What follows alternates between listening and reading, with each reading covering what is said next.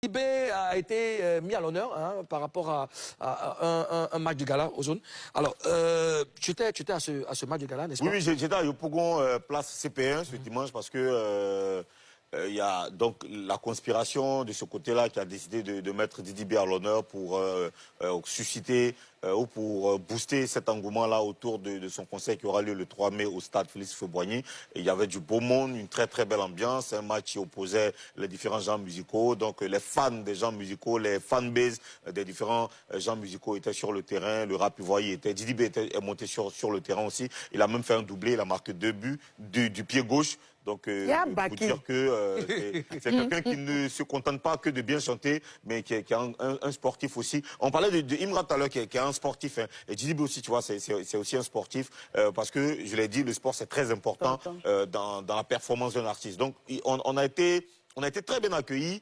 Et j'ai senti cet amour-là. J'ai senti cet amour-là des fans de Didi B qui sont déterminés à aller faire le plein du stade le 3 mai, le stade Félix Houphouët-Boigny.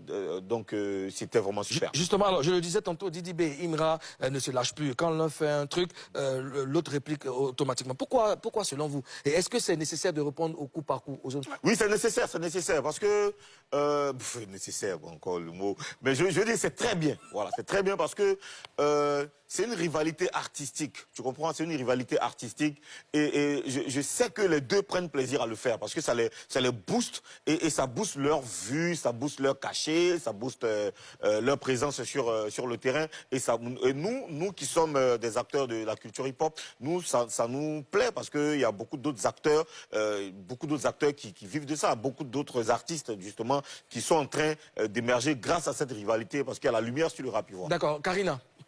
Qu'est-ce qu'il y a? C'est tellement nécessaire pour nous, les guérisseurs. Il faut qu'on ait un sujet pour dépaporiser. Certes, on dépaporise en même temps, nous aussi, on essaie de propulser les artistes. Donc, c'est très nécessaire.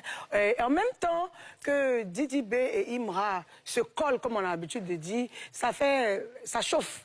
Ça fait chauffer le truc.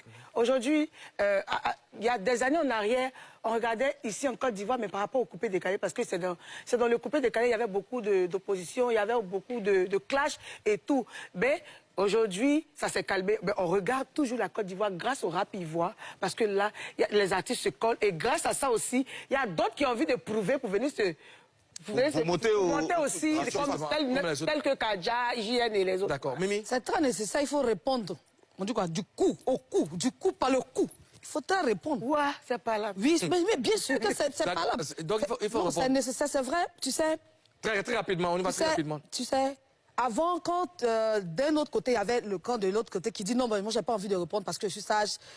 Mais il y a tes fans qui te demandent de répondre parce que tu vas pas toujours encaisser les coups sans répondre. Mais il faut que ça se fasse dans la discipline. Dans la discipline. C'est ce que Imra disait dans son poste en haut là. Et de façon musicale, dans la discipline, sans injure. C'est ce qui se fait. C'est dans la musique. Et nous, on a et vous trouvez que c'est la façon de faire, c'est ce qu'il faut faire? Mais tu vas pas recevoir des coups sans répondre. C'est ça, la meilleure façon, c'est ça, la façon artistique. Voilà, parce qu'après, il faut pas que ça parte dans tous les sens. Il faut pas que les gens s'insultent au bas de la ceinture, etc. Il faut que ça reste artistique. Ça va mousser le rap ivoire. Est-ce qu'on peut prévoir qui va remporter le classico du rap ivoire, Karine? Non, on peut pas prévoir. Parce que chaque chose a son temps. Je dis pas qu'ils vont tomber après ou quoi que ce soit, mais il y a toujours de nouvelles personnes qui viennent. Il y a de nouveaux talents. Peut-être qu'ils vont venir même dépasser Didi B et Imra. De toute façon, c'est la musique ivoirienne qui gagne. Il n'y a rien à remporter parce que chacun est bien dans son couloir. Chacun est maître dans son secteur. Mais il faut qu'on sache au moins qu'il y a le Il n'y a pas de... Il y a une seule chose qu'on peut prévoir.